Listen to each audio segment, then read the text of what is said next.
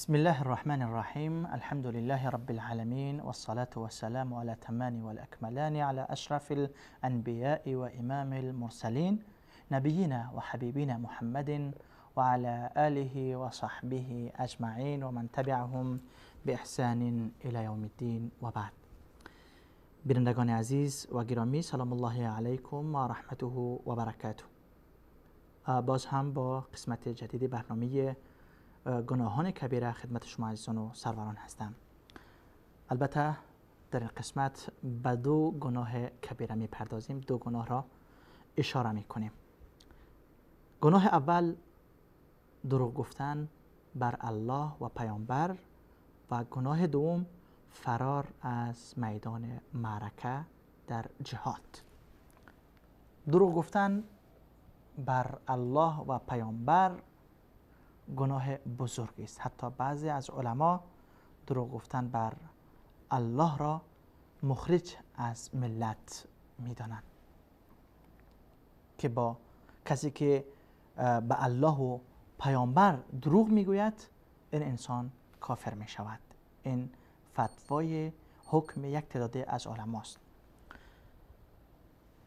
بدون شک دروغ گفتن خودش گناه کبیر است.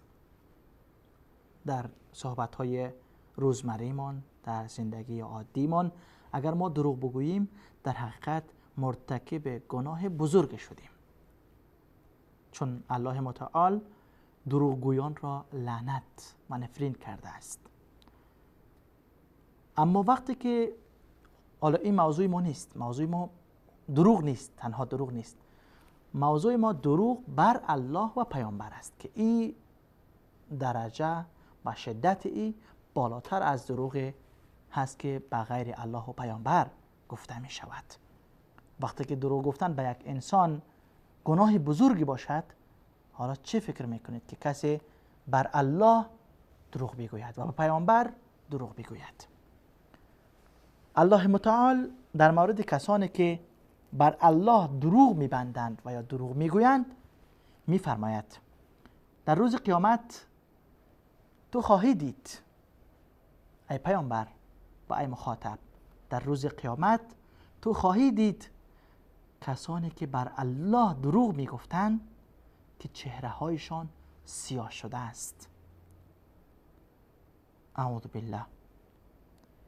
ابن جوزی رحمه الله در تفسیر همین آیت نقل می کند که میگوید یک گروه از علما با استدلال از همین آیت میگویند که دروغ بر الله و پیامبر کفر است، نه گناه بزرگ بلکه کفر است. در این شکی نیست که اگر کفر هم نباشد، دروغ بر الله و پیامبر از محرمات بزرگ، از گناهان بزرگی هست که خداوند کسانی که به این مرض مبتلا هستند را نجات بدهد. پیامبر اکرم صلی الله علیه و سلم میفرمایند که من کذب علی بنی له بیت فی جهنم. کسی که بر من دروغ میبندد، حرفی را خودش میزند و میگوید که پیامبر چنین گفته، بنی له بیت فی جهنم، برای این انسان خانه در جهنم ساخته می شود.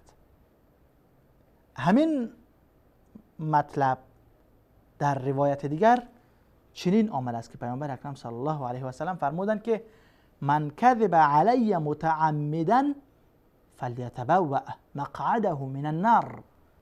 هر کسی که با عمد قصدن بر من دروغ میبندد باید جای خود را در جهنم بسازد.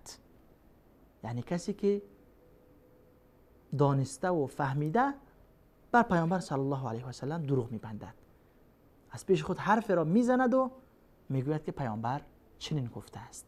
البته کسانی که احادیث موضوعی ساختند، دروغ‌هایی ساختند و پیامبر اکرم صلی الله علیه و سلم نسبت دادن، آنها این وعید پیامبر صلی الله علیه و سلم بر آنها تطبیق میخورد و صدق میکند که آنها باید برای خودشان جای خود را در جهنم بسازند. خب کسانی که دروغ نمیگویند بر پیامبر صلی الله علیه و سلم، اما دروغی که کسی دیگه گفته این را منتشر میکنه، به دیگران میرسانه، حکم این چی است؟ پیامبر اکرم صلی الله علیه و سلم در مورد انسانی که احادیث موضوعی را نقل میکند، روایات ساخته شده و جعلی را نقل میکند، اگر بداند که این حدیث موضوعی است، این ساخته شده است، این فرمان رسول الله نیست، این حرف پیامبر نیست، در مورد چنین انسانی پیامبر صلی الله علیه و سلم میفرماید که من روى عنی حدیثا و هو یرى انه کذب فهو احد الكاذبین. کسی که روایت را نقل میکند و میداند که من آن را نگفتم، کسی روایت را نقل میکند و میداند که آن را من نگفتم، دروغ است، موضوع است، ساخته شده است بر من،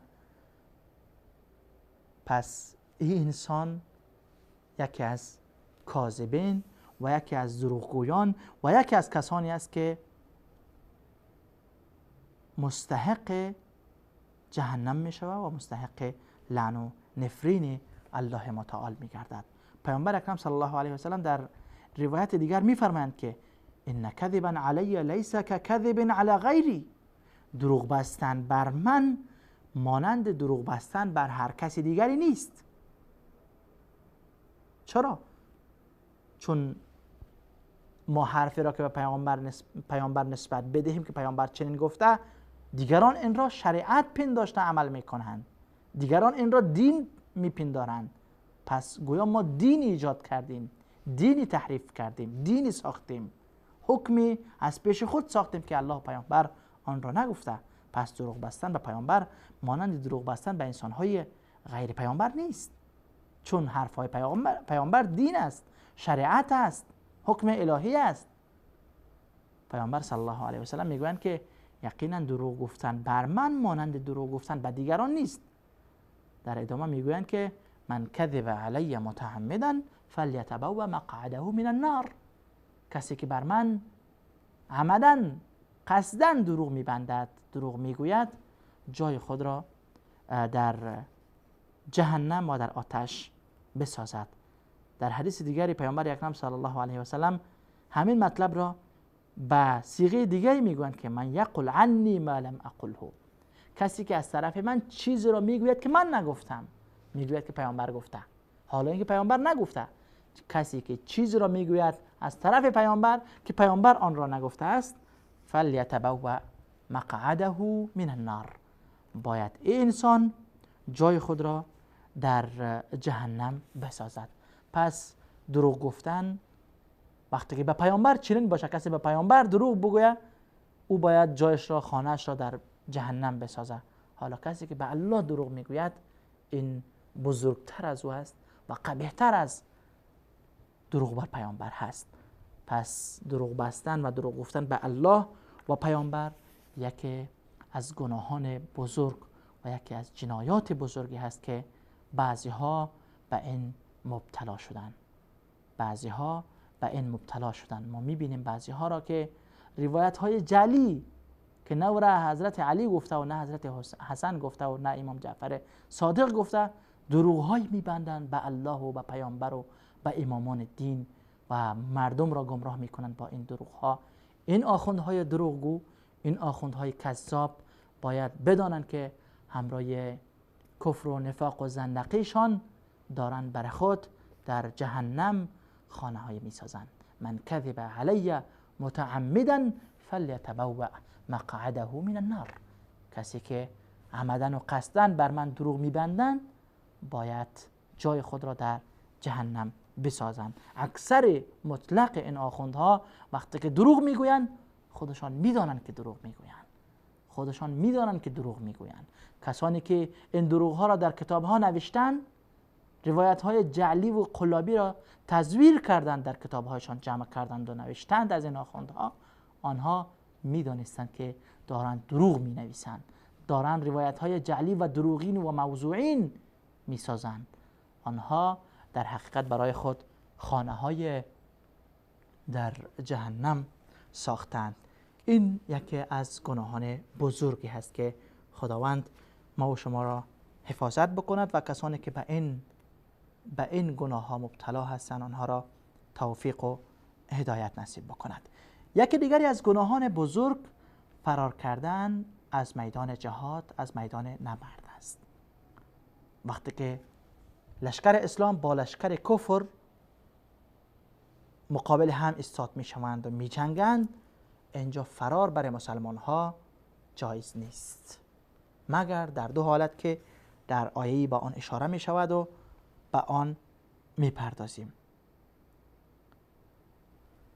الله متعال می فرماید که و من یولهم یومئذ دبره الا متحرفا لقتال او متحیزا الى فئه فقد باء بغضب من الله و مأواه جهنم و بئس المصیر. یکی از گناهان بزرگ فرار از میدان جهاد است، فرار از میدان نبرد و معرکه است. پیامبر اکرم صلی الله علیه و سلم در حدیثی که 7 گناه بزرگ هلاک کننده را معرفی می کنند، در آنجا نیز یکی از آن گناهان بزرگ 7 گانه هلاک کننده همین فرار از میدان نبرد هست. فرار از میدان نبرد، از میدان معرکه، صف مسلمانان با صف کفار مقابل هم با هم دارن می جنگند. اینجا اگر کسی از مسلمانان فرار بکند، میدان را رها بکند، این انسان مرتکب گناه بزرگ شده است. الله می فرماید و من یولهم یومئذ دبره، و کسی که از مسلمانان در روز جنگ در میدان نبرد پشت به کفار می گرداند، از میدان جنگ فرار می کند، الا این مستثنا هست. این دو حالت مستثنا است. این دو نوع فرار گناه نیست. بجز از این فرار از میدان معرکه و نبرد گناه بزرگ است. این دو حالت کدام حالت است؟ یکی الا متحرفا لقتال، کسی فرار میکند، تلاش میکند برای جنگ، یعنی یک تاکتیکی جنگی هست فرارش. فرار میکند، به عقب میرود، پس از طرف دیگر میآید. در غزوات، در جنگ های مسلمانان وقتی که ما میخوانیم این حربه را و این تکتیک را خالد بن ولید رضی الله عنه خیلی زیاد استفاده میکردند و بعض دیگری از قاده ها و فرماندهان جهادی اسلامی این تکتیک را استعمال میکردند.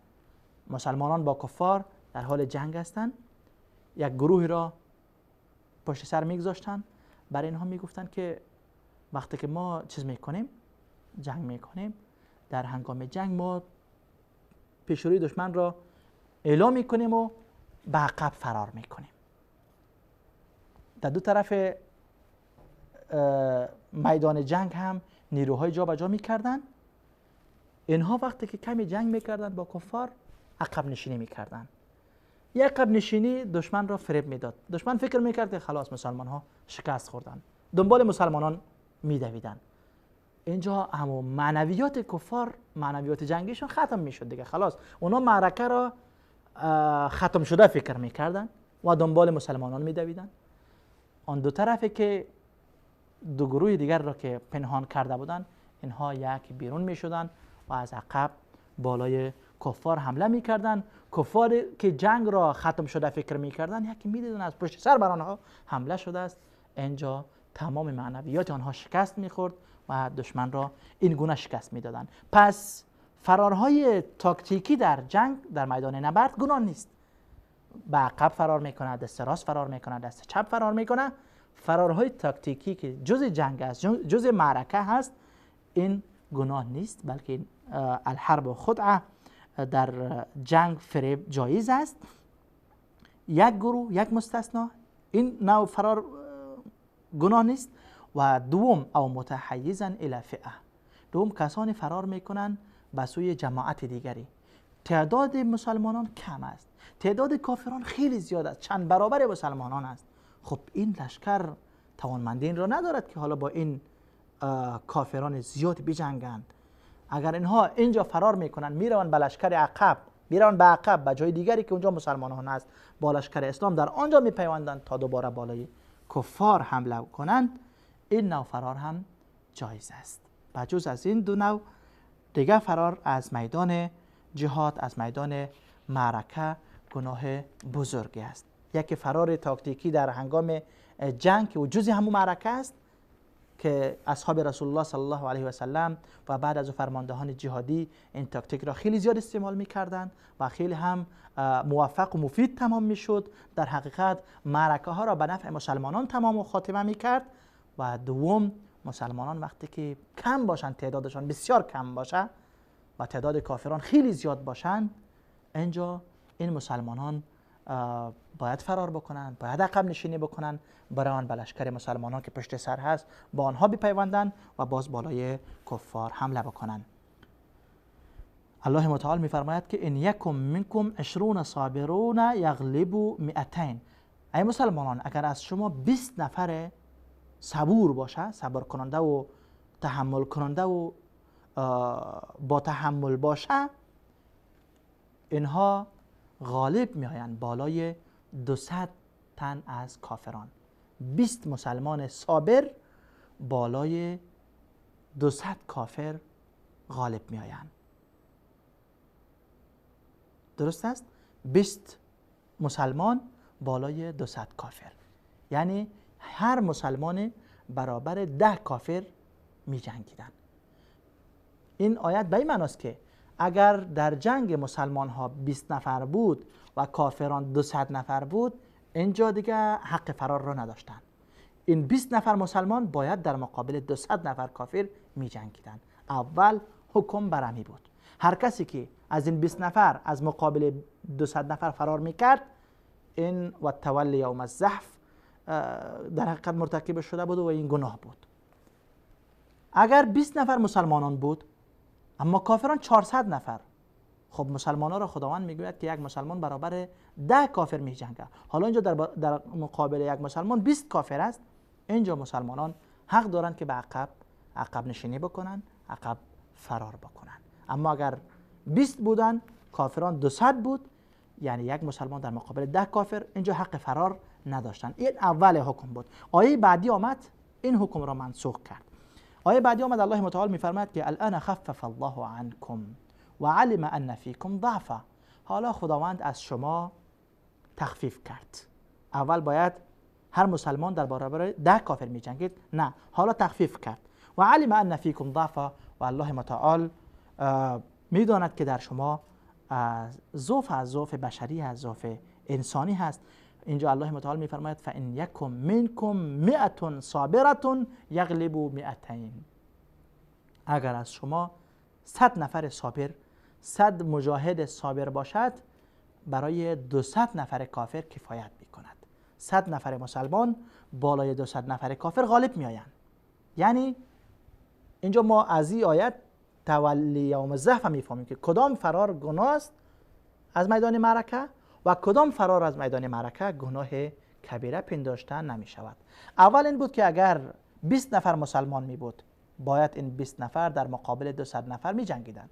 اگر 40 نفر مسلمان می بودند، باید در مقابل 400 نفر می جنگیدند. یعنی هر مسلمان باید در مقابل 10 کافر می جنگید. از مقابل 10 کافر باید فرار نمی کرد، حق نداشت که فرار کند. اگر فرار می کرد، مرتکب گناه بزرگ می شد. اما اگر کافر از 10 تا بالا باشه، 11 تا باشه، 15 تا باشه، در مقابل هر مسلمان، اگر لشکر کافر در مقابل هر مسلمان از 10 نفر بالا داشتن، 15 و 20 نفر داشتن، اینجا مسلمانان حق داشتن که عقب نشینی بکنند و گناهگار هم نشوند. این اول امر بود. بعدا الله متعال این حکم را منسوخ کرد و هر مسلمان را برابر 2 کافر باید بجنگد. اگر در مقابلش 2 کافر است، باید بجنگد، حق فرار ندارد. اگر کافران 3 تاست، 4 تاست، باز حق فرار، حق عقب نشینی را دارد. اگر مسلمانان 100 نفر هستند و کافران 200 نفر، اینجا مسلمانان حق فرار را ندارند، چون هر مسلمان مکلف است در مقابل 2 کافر باید بجنگد.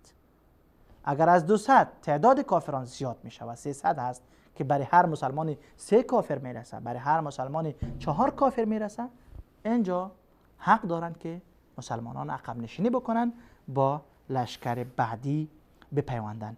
در ادامه آیات الله متعال میفرماید و این یکم منکم الف یغلب الفین. اگر مسلمانان 1000 نفر هستند باید در مقابل 2000 نیروی کفر بجنگند، فرار نکنند. اگر از او بیشتر از کفار از 2000 3000 4000 است، اینجا باز حق عقب نشینی را دارند. والله مع الصابرین، الله همراه صبر کنندگان است. پس فرار از میدان نبرد، از میدان جهاد، از جنگ در مقابل کافران، فرار یکی از گناهان بزرگ است.